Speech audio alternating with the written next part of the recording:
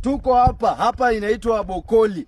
Mahali hapa sasa, hapa na Kabuchai si mbali, mahali Spika Wetangula anatoka.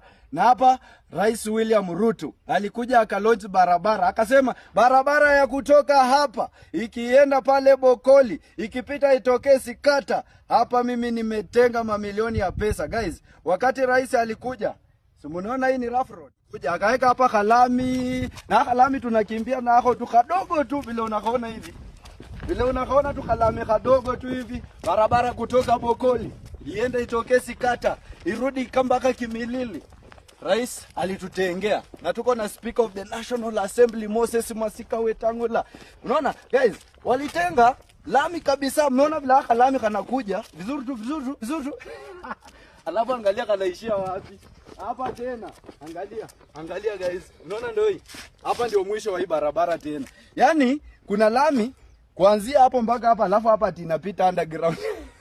Wewe rais, msitusome. That is why in Bungoma tunasema one term. Sisi hatuyuko kwa serikali. Sababu kama barabara kama hii, vile mmeiona hivi, hii ya Bokoli.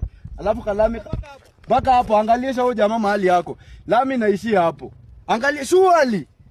Kumbafu nyinyi, sisi tu ni one term na Sifuna for president.